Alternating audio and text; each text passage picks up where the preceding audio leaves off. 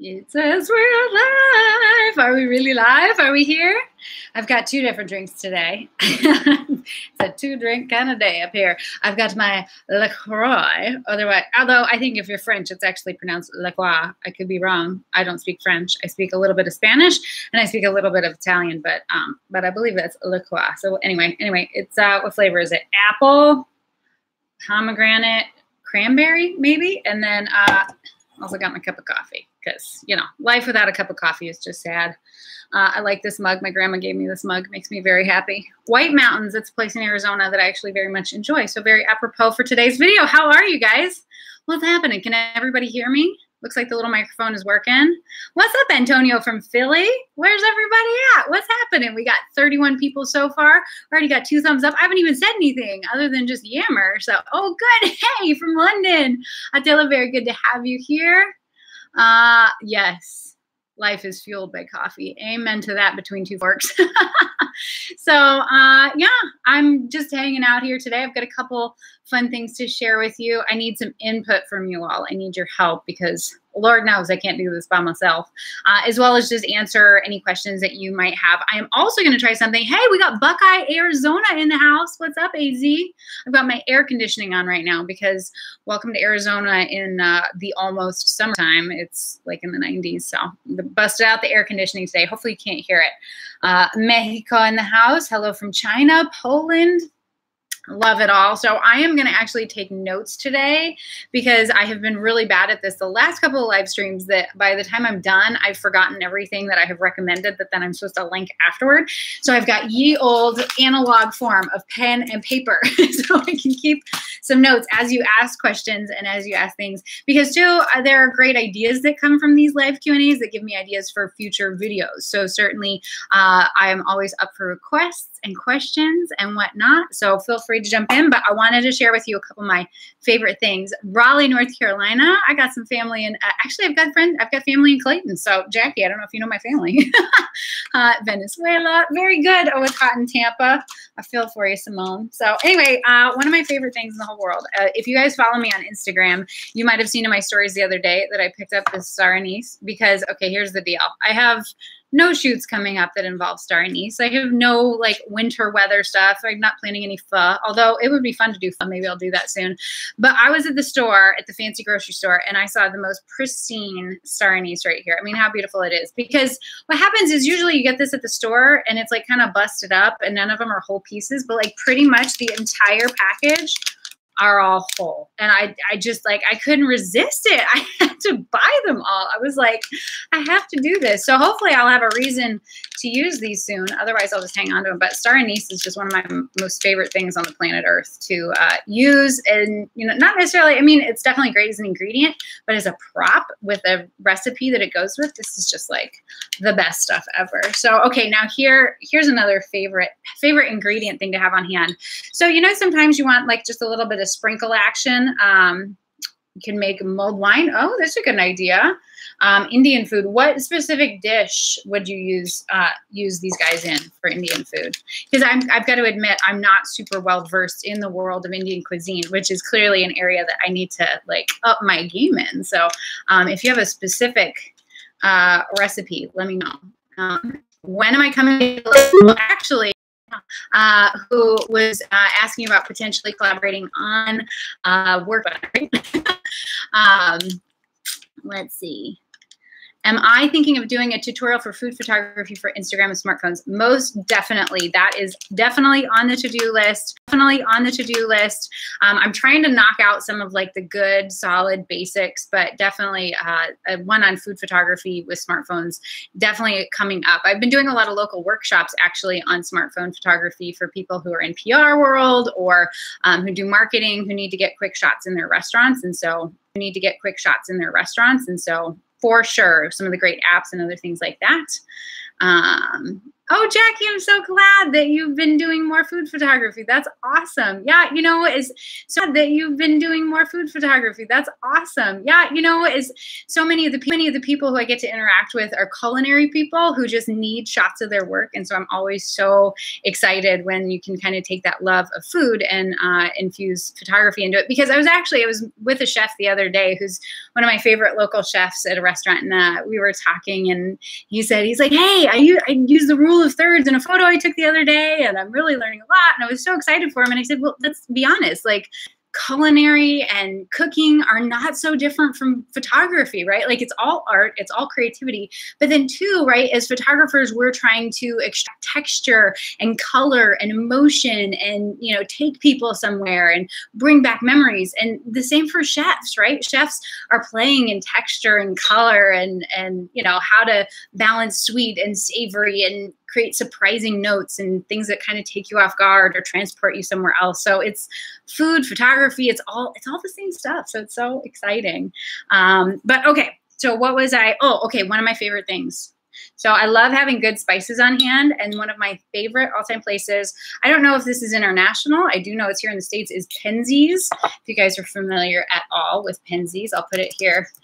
Penzeys. How many of you out there actually are familiar with Penzeys? Let me know here in the comments over here. But they are a great place for good quality spices and a wide variety of spices, like, you know, 50 different, maybe not 50, but 12 different kinds of chili peppers and things like that and powders. And so the Aleppo chili powder, because sometimes you want to throw a little bit of like, you know, little dust or something, some little chili powder on the side of something, but you want something that's got like a pretty coarse grain to it. So the Aleppo pepper chili powder from Penzeys is just one of my favorite things. If I just need that little bit of like, you know, messy in the corner with a little bit of chili powder, I just love the texture and the size of the whoop, now I'm spilling it everywhere.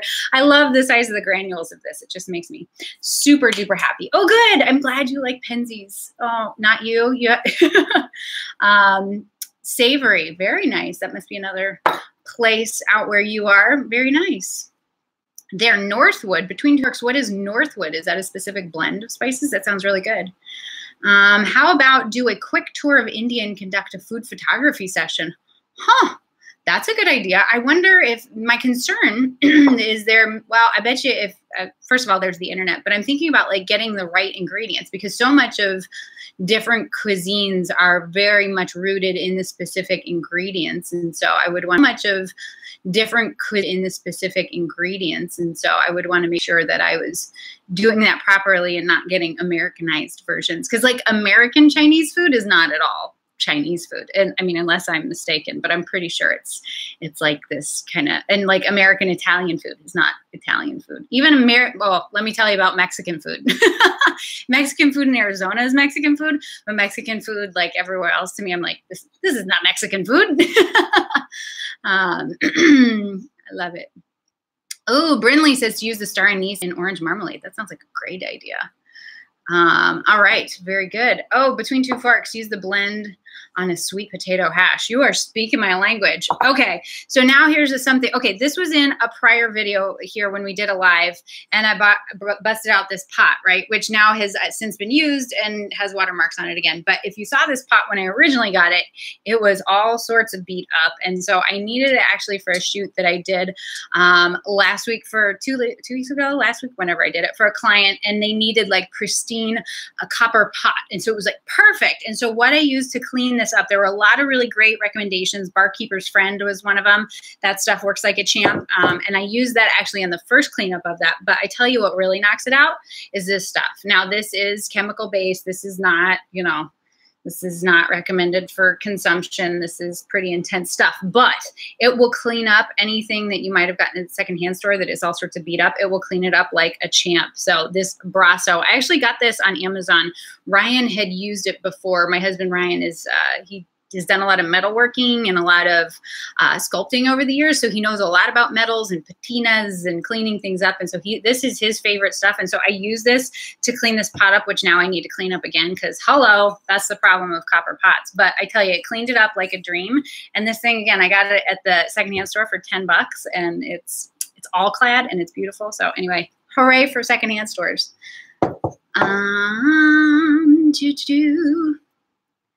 All right. So Fisherman's Belly channel, do you have tips and tricks for food videography?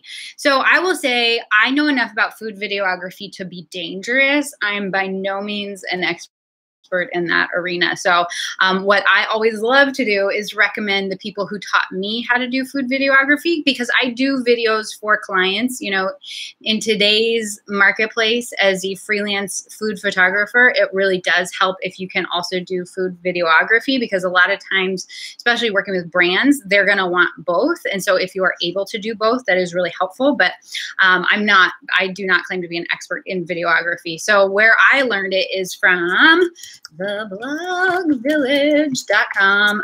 Trevor and Jennifer, I took their very, very first in-person workshop that they ever did on food videography. And it was like the first one straight out of the gate is amazing. He's actually, his background is in cinema and in film, and so it was a really, really helpful course. But his wife's a food blogger, and so they've kind of adapted their business, and they're specifically helping coach people who want to get into food videography. And so they are super talented. They are super easy to understand. All the tutorials are super straightforward. It is a paid course, but to me, for the return it gave to my photography business, then being able to add videography as a part of that, it was completely invaluable and paid for every cent of itself. So I would highly recommend checking them out if you want to get into videography. They are, to me, the absolute best at it. All right, let's see. So Guy wants to know, talk about a tip for interesting rough food, best at it. All right, let's see. So Guy wants to know, talk about a tip for interesting sections. So you're talking about like, well, my last video where I talked about how to kind of adjust the food relative to the light source in order to catch those specular highlights, right? Did you guys all see the last video all about that? And so that was, I think, tip number 4 out of 5 or something like that, being able to get those fun little reflections. But I have had a ton of requests for how to minimize reflections, especially when photographing beverages or other shiny things. So that is coming up on the to-do list. All right. Roxana recommends Pinch of Yum. Definitely. They are awesome as well. So lots of great resources out there if you want to learn videography. All right. Star Anise is a part of Chinese Five Spice. See, you guys have the best ideas. All right. So the question is, what are the best ways to monetize your passion for food photography? Well, there are a lot of different ways to monetize that, depending on, what makes you happiest. Certainly, I think one of the easy, not necessarily easy, it all takes work, right? None of it just comes. But certainly one of the great ways to do it is to start a blog. And so you can start your own food blog, which is actually where I started in food photography. That's how I learned all this, and how I taught myself photography was through blogging. And so that definitely does take some time in order to turn a blog into a full-time income. For me, that took a good 2 years until that turned into something substantial. But it is definitely an avenue for that, as well as then the sponsored work that comes with that. But another great way, if you just strictly want to do the photography, is seeking out local restaurants. If you guys haven't downloaded it yet, there is the link to my free ebook about how to book your first photography gig. If you haven't downloaded that yet, you can grab it right there. And that's got some recommendations of how to seek out specifically restaurant clients in order to photograph their menus. Restaurants are a great resource for booking work, just because they are very frequently in need of images, especially now with social media. They may not need stuff for big marketing slicks or anything like that, but they just need something to fill their Instagram. And so I even know there's a number of people, this isn't necessarily part of my business model, but there are a lot of people out there who have create a retainer relationship where they are on a monthly retainer with a client, and they're creating a certain amount of content for them that's photography related. That's another great, and that's a really sustainable to some degree business model. If you can create the right amount, right kind of pricing, and then the amount of monthly work that you're doing, and get a couple of those clients, that you can have a pretty predictable income from that, as opposed to kind of the unpredictable, like constantly fishing for new clients as well. Or you can work with food brands. That's a lot of what I do, is working with various brands out there who need content for their website. They need images for, in-store marketing materials. You've got those little coupons or stuff even on the back of the boxes that have an image with a recipe. That's a lot of the kind of photography that I do. Now, that does, of course, require that either you're working with a food stylist or that you're also able to cook. And so just a lot of different ways to do it. There's also stock photography. Another great resource, which I mentioned, I think, in most of the live videos here. So sorry if any of you, this is repeat information, but custom.shutterstock.com. You can apply to be one of their custom freelance photographers. So shutterstock.com, of course, is a stock photography website, and you can contribute your photography there as well to be paid for any stock images that you have the rights to, that then they can resell those and you get a portion of the proceeds of those anytime they're sold. But they also have a custom division where they're working directly with brands to then hire freelance photographers. So that's another option as well. Let's see. I'm trying to read through all the comments. If I miss anything in here that is super important that you want to make sure that I answer and I just didn't get around to, definitely feel free to message me, contact me any which way. I'll be sure to try to answer those things for you. Let's just see. Did we miss? I think we're covering most of it. All right. Perfect. Aaron Lee DX wants to know, on down days, do you ever just practice shooting, keep the creative juices flowing? I make a point of shooting every single day. Yes, I shoot every single day. It's like working out for me. Like I just have to get in, even when I don't feel like it, even when the creativity is not there. But especially when the creativity is there, maybe you just have this moment and you're like, oh my gosh, I have this brilliant idea for this mug and I've got to do this with the coffee and shoot and the what, and you got this moment and you just got to do it, right? Like the creativity is there, the inspiration's there, make it happen. But for me, I just make a point of every single day, even if it's for just a little bit, getting in and taking shots of something. And some of that ends up on my Instagram, but some of that never sees the light of day because it's not necessarily, what I feel like I want to share. But at the same time, I do get in, and it's just like working out. If you want to get better, you just got to put the time in.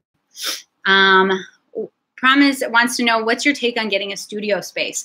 Well, welcome to my studio, which is just it was a patio, the patio of the back of our house that we built in and enclosed and is now air conditioned. And so for me, my studio is a part of our home. And now it is separated from the rest of the house, so I can close it off and I can do my work in here and nobody can disturb me. And I've got plenty of storage. But I do think that if you're going to get into food photography, in a serious capacity, like as in turning it into a business or a job, it really is helpful to have a dedicated space for it so that you can set things up and have things there. Because I remember when I first started doing food photography, it was the whole setup and tear down and setup and tear down. And there's so much time just in putting everything together. Whereas now, my C-stand is just always right there and I can just roll it out and be ready to rock and jam on. So I'm not spending a lot of time having to assemble and unassemble, if that makes sense. So for me, that really helps too, just having a space that I can physically go to mentally kind of switch into the creative space as opposed to, working directly in my kitchen. Again, I think that it depends on you. It depends on your financial situation, your home situation. For me, I've got 2 small children. So having my work happening where they are is not necessarily the most helpful. Now, certainly they end up in here, as you guys probably see in the videos and behind the scenes on Instagram. But to me, it's very important to have a dedicated space. Now, as far as having a studio somewhere that people go, I would say if you are a photographer who is very frequently having the clients actually in your space with you, that will be an important thing then to add to your repertoire, is that you have a dedicated studio that's offsite, that's not at your home. I know that's important for different commercial photographers, and I think that can be helpful as well. But for me, usually I am connecting with my clients. for the most part, unless it's a restaurant that I'm traveling to and I'm doing the work on site for them, for the most part, any work that's happening here in my studio that I'm connecting with the clients, either we've planned out everything ahead of time and I know exactly what I'm doing so I can execute, or if they need to be here with me, they're doing that digitally. So they're not physically here with me in my space. So it just all depends on you, your scenario, and your situation. All right, let's see. Oh, got lots of questions. Okay. Oh, so great question is, how did I come up with the name The Bite Shot? So this is actually from my kids. So Blaze is 6 and Calvin is 4. They're both little dudes. And they, so I had a number of gigs with, excuse me, I need a drink. Hold on. Let me get the LaCroix, how do you say it? Hipster juice. Only hipsters drink this stuff. Apparently I'm a hipster. But anyway, so the Bite Shot happened because I was working with dryers for a number of video shoots. And if you've ever seen, you know, those fast-paced, tasty style videos where it's the hands and they're really quick assembling stuff, you know, pouring the stuff into the dish and whatever. So I had a number of these videos that I was producing with Dryers, the ice cream company. And the very last shot in there, like they give me, you know, we work it through a shot list. So shot 1 is, you know, pouring the brownie mix into the bowl and then stirring it. And then shot 2 is cut to, you know, cracking the eggs in, and shot 3, right? So you've got a whole shot list. And so then the final shot in all of those videos, because it was geared toward a kid audience, was that a kid's hand would reach in and grab whatever dessert had been made in that recipe video, pull the dessert out, take a bite out of it, and then place it with the bite gone back into the scene, right? You guys you've seen that in these kind of videos.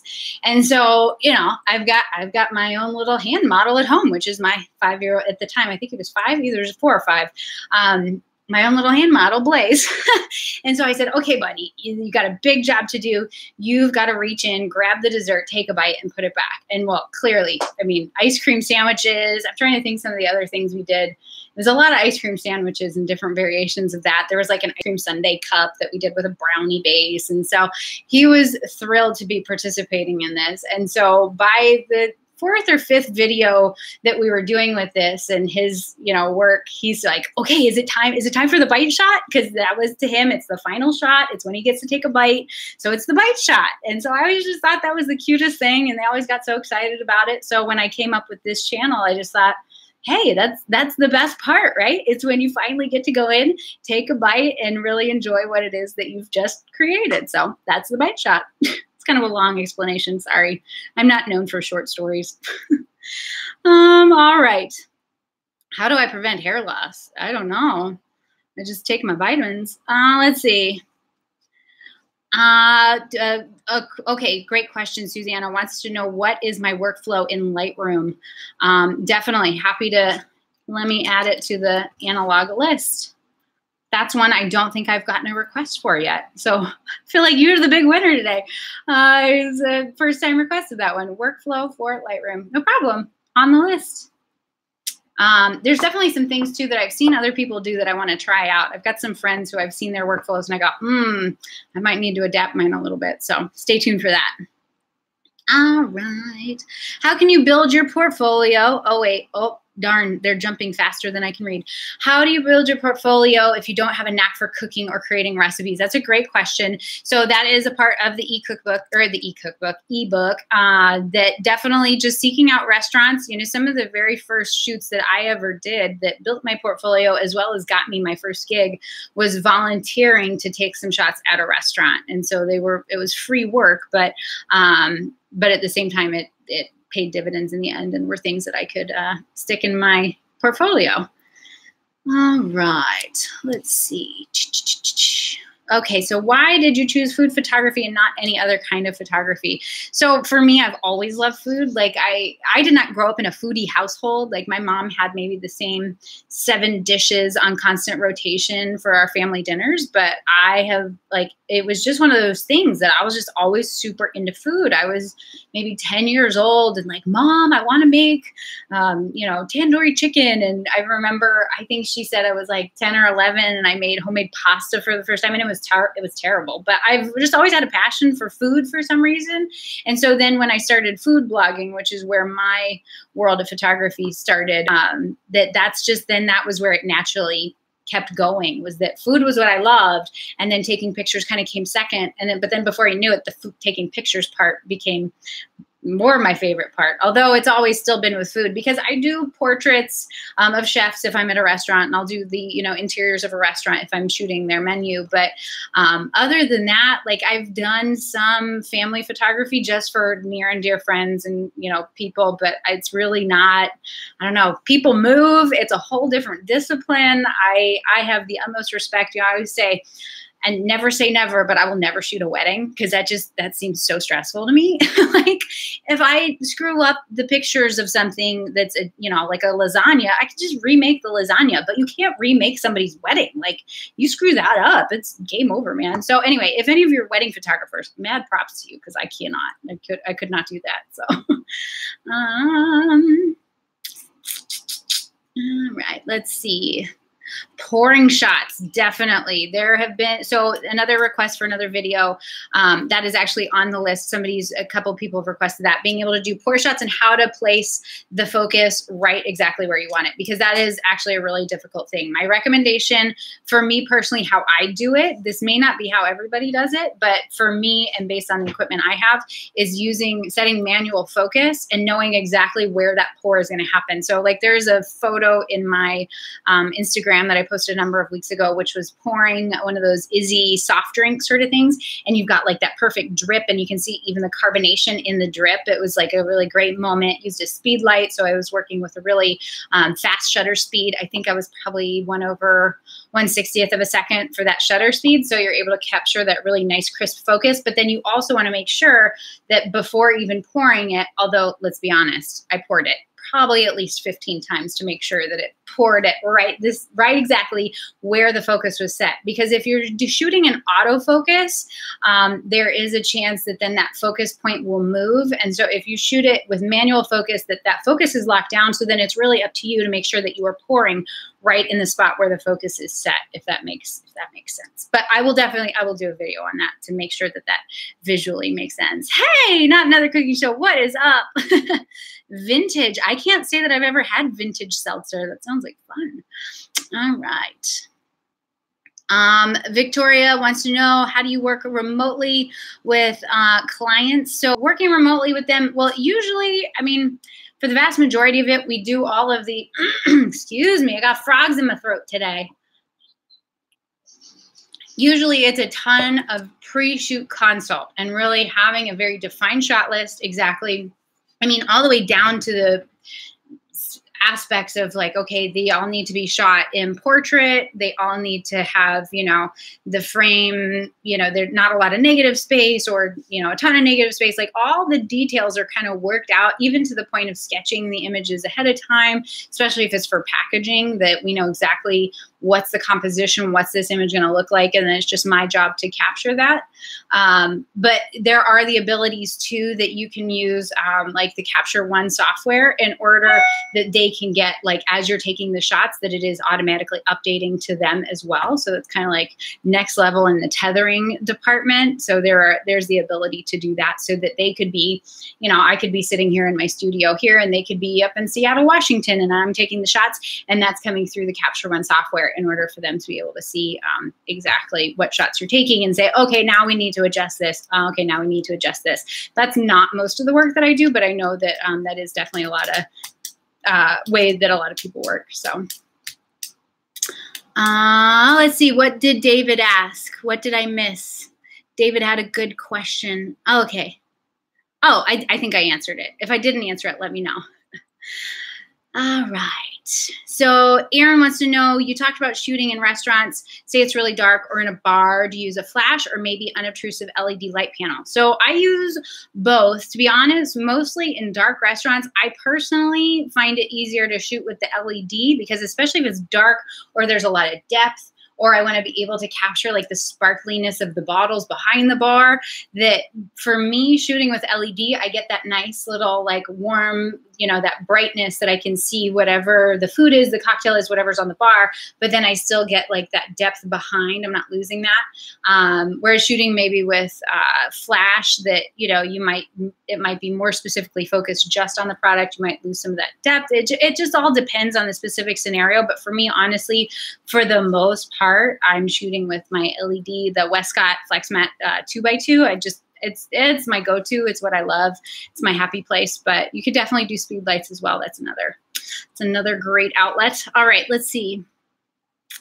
Are pour shots similar to sprinkler dusting shots? Very similar, very similar. It's just knowing exactly like what shutter speed do you need in order to capture those things in sharp focus, as well as making sure are they landing where the focus point is set if you're using manual focus.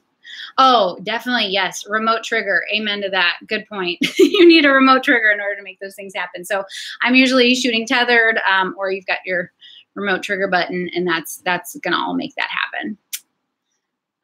Okay, educational resources for those of you wanting to learn composition and styling, for sure. So there are 2 resources that I can specifically think of automatically that are awesome, great online courses.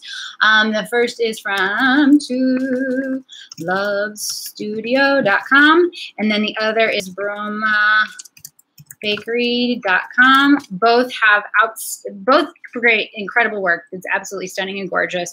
And both of them really have everything locked down in terms of composition and all the philosophies behind that and the real technical aspects of those things. So not just the artistry behind it, but technically and the psychology that goes into it. So definitely those are great resources you should go check out. All right, let's see.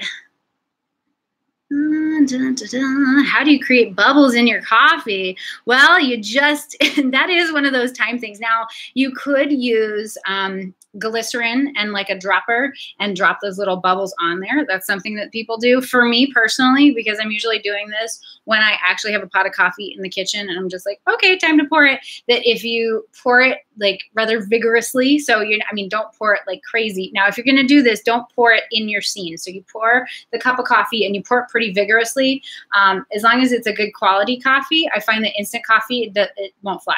But real coffee, it will hold the bubbles usually for at least a minute or 2. So as long as you have your scene set up, you pour it vigorously, you've got those nice bubbles, you set it in the scene, and then you just click, click, click. And so I usually am doing that tethered with the camera mounted. And so I'm just capturing those. And then as the bubbles dissipate, you get different sort of patterns and things like that. But I live for those bubbles on the coffee. That just, that always sends me. All right, question about Lightroom presets. So a lot of people love presets. I have personally never found a preset that lit my wick. I don't know. I've tried them, and maybe I'm just buying the wrong ones. I've tried to find food specific ones. I do know that Local Milk, if you guys don't know her, I know her on Instagram. Let's see, at local, I think it's local_milk. You guys probably already know of her work. So she creates beautiful work. She's got some preset packages that I have been tempted to buy, but I'm kind of at this point where I bought a lot of presets and never found the ones that really just like make me happy. So I just kind of have my own little preset that's sort of like my standard starting place based on my personal preference of the way my images I want them to look, and then I tweak from there. But if you guys know any presets, definitely drop them in because I'm always curious. I just haven't found one that I love. Let's see. What camera lens do you use for the front-facing video for this channel? Great question. So yeah, not the live chat, because right now this is just the camera that's built into my laptop. But when I am doing my regular videos, that's the Canon 5D Mark IV, and that is a 24-70 f2.8 lens. And that's what I use every time, except for the first, well, pretty much any video before November 15th, even November 20th. Any video before November 20th was the Canon 70D with the 24-70 f2.8, but then everything after that point was then, because I got my Canon 5D Mark IV for Black Friday sale from B&H. So that is when the change happened. And you can definitely see the difference. I mean, the quality of the video from the 5D Mark IV is pretty choice. So,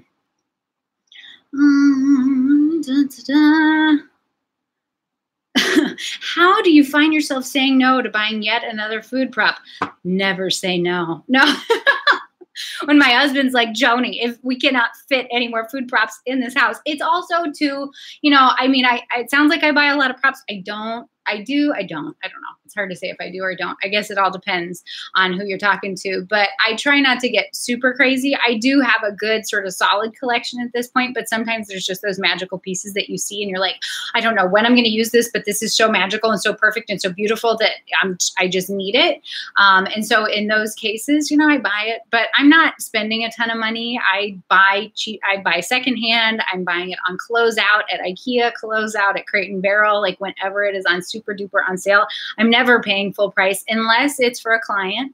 Because a lot of times working with clients, they have very specific props that they want in a photo. Like I did a coffee shoot a couple weeks ago and they had very specific requirements of the types of mugs. They wanted clear mugs with this particular kind of handle. And so I had to purchase those things. And so those things are expensed back then to the client as a part of the contract and the agreement that I have with them. So I actually get a lot of props that way. And so sometimes it's just hard to say no, but you definitely do, because photography is all about a balancing act of budget. And so don't spend more than you're making, right?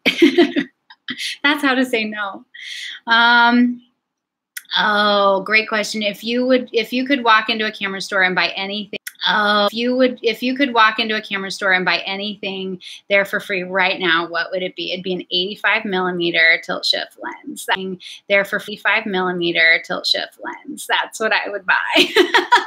I do not own any tilt shift lenses, but oh my golly jeepers, some of my favorite food photographers, they're shooting at that 85mm range. I think I don't have a lens that addresses the 85mm range. So for me, that would be an added bonus because I've got the 24-70, I've got a 50, and I've got the 100mm, but like that 85, that's kind of a magical little spot in there too for food, for getting kind of some further back stuff. And then the tilt shift so that you can tilt the plane in terms of that focus. So you can get more of like kind of those overhead shots, those angle 3/4 shots that are just delicious. That's what I would buy. Now, what would you guys buy if you walked into a camera store right now and could get anything? What would you get, like for free? What would you go for?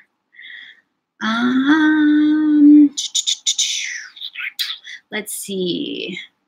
How do you get food color right? So an orange looks like a natural orange, and a leek looks very natural. Definitely it's a white balance thing. So shooting in RAW will definitely help. If you haven't watched that video, Robin, go check out my shooting in RAW video. And, you know, it's all about the quality of light. I would say if you're having some troubles with that and you're shooting artificial, definitely be cognizant, especially if you know, like one of the things this is maybe very specific to just some of the feedback and things that I've gotten from other people recently is they're like, I've started shooting with LEDs, but the color cast is weird. And so if you're shooting with inexpensive LED lights, and you're combining that then with natural light, like you're shooting those both together, you can have some real color cast issues because the quality of that artificial light does not actually match the true daylight that's coming in through the window. So if you're having those issues, definitely check on that. But yeah, it's all in the magic of white balance. Yeah, and definitely play with the HSL sliders. I'm notorious for the luminance scales. So like I was shooting something with a polenta in it, and the polenta was like super bright yellow. And I was just like, okay, let's just kick this down a notch and make it a little less overwhelming. You would get a wider tilt shift. Why would you get a wider one? Tell me about that. I want to hear about it. 100mm macro. That is a beautiful lens. I love my 100mm macro. Let's see. All right. Let's see. Why is it important to edit pictures? What are good photography scales for editing? So for me, it's important to edit just, I don't know. I mean, you don't have to, right? It's all philosophy, and it's all philosophy how far you want to edit. Like I'm not producing images that are super duper edited, if that makes sense. So for me, it's really more about capturing the true and natural. You know, a lot of people are like, oh, do the composites and do the, you know, which is great. That's just not necessarily my style and how I do it from my creative standpoint, but certainly it's all kind of up to you. But there are certainly people who are like, no, you shouldn't edit because photographers, you know, that's not what you, so it's so many philosophies, right? Okay, I have a question for you guys. So, okay, did you guys see this on Instagram earlier? This little guy right here. So this is the ice cream scooper that I'm using for this, well, not to scoop the ice cream, but as a prop for this week's new video coming out Thursday. And as you can see, it's got some kind of junk on it. Although I do love this kind of greenish patina that has grown, that is, you know, formed on it over years. This is a beautiful little antique piece, although it was only $12 on eBay. So I'm super excited to include this in the images, but I do want to clean it up, but I don't want to over clean it up, right? Like I don't want to throw, I'm not going to throw this on it. This will be too abrasive. This will be too much. I do not want this looking like it's brand new. I still want that patina on it. So I had recommendations from Instagram. Somebody said use wood ash to do a nice little soft cleanup. Somebody else said to use baking soda and water, but I'm just curious, do any of you have any magical recommendations of how to clean up something with a patina so that you maintain the patina, but that you can clean up the little booger spots, like these little pieces, right? That just, I want to make it look like you wouldn't mind eating off it, but I also want it to still look antique. So if you have any recommendations, let me know. All right. Oh, thank you, Tim. I appreciate that. Hugs to you in Germany as well. All right. Let's see. Salt and Tamarind. Ooh, magic eraser. Let's see. Tamarind. Ooh, magic eraser. Very, very fine steel wool. Okay, good recommendations. Definitely good recommendations. Hans, what are you doing? What's going on, Buster? All right. There we go. There we go. We're just, yeah, there we go. All right. So let's see. Clean it up in post via Photoshop. I could definitely do that for sure. But I'm just wondering, because I like to shoot things without having to deal too much. So let's see. Let me write these things down. Salt and tamarind. Tamarind, magic eraser. That's a good idea. I never thought of magic eraser. That stuff is magic. I have 2 small children, as you probably well know, who like to marker on every surface known to man. So actually, that's a good idea. What are props or kitchen collectibles that you can't pass up? Oh, I don't know. I mean, I love little bowls. I love little teacups. Although I don't have a ton of teacups. I don't have as many teacups as I would love to have. Things like this. Beautiful. Whenever it's something that is hard to come by, that's what I can't pass up, right? Like perfectly pristine star anise is many times very hard to come by. So when I saw it, I could not resist it for sure. Now let's see, how long have we been going? 40 minutes. My goodness. All right. Do we cover everything? Do we go through it all? All right. Let me see. Hold on. Let's see. All right. There we go. Da, da, da. Let's see. Did we get through all of it? I think we got through most of it. If I missed anything that's absolutely vital, let me know. I will be sure to link some of the things that I referred to. We talked about To Love Studio. We talked about, okay, I'm just trying to remember everything we talked about so I can make sure to link it afterward. If I have forgotten anything, you guys are usually really good about reminding me, so that's helpful. All right. All right. Well, I think that's about it. We do have the new video coming out Thursday all about ice cream, specifically styling ice cream, how to get the perfect scoop, how to make sure that things stay in their frozen state. What are some, little nifty things that are going to help you guys with styling ice cream, as well as getting into the magical world of fake ice cream as well. So we're going to deal with fake, we're going to deal with real. We've also got some special guests, including Ryan, which you guys seem to always get a kick out of Ryan, so that'll be fun. And so do I use real ice cream? Well, yes, I use real, but there's a really great tip for fake in the video as well. So you're gonna get both perspectives depending on your situation and what you're dealing with. Yes, the video resource, the blog village, and Food Blogger Pro. I'll link those right now for you. Okay. Foodbloggerpro.com and the village.com. There we go. There you go. I think you got it. All right. Antonio's addicted to buying pinch bowls. I totally feel you on that one. I can see that being a problem. I love it. So yeah, so we got ice cream coming up this week. Maybe, I don't want to commit to it because crazy things happen, but maybe I'll commit to the week after that. We'll do some stuff on the phone. And then a lot of people want to see the speed lights video. So that coming soon. And yeah, I got videos to keep me occupied for years on years and years on this channel. So anyway, thank you guys so much for being a part of it. Thank you so much for all your kind words and support. And I'm completely blown away by this YouTube audience. It's always amazing to see that there are just amazing people everywhere. So thank you to you guys for being amazing. And I'll let you know how this turns out. Let's hope I don't ruin it. I won't ruin it. I promise I won't ruin it. So anyway, you guys, thank you so much. Stay out of trouble. I'll talk to you soon, okay? Adios, amigos. Adieu. Arrivederci.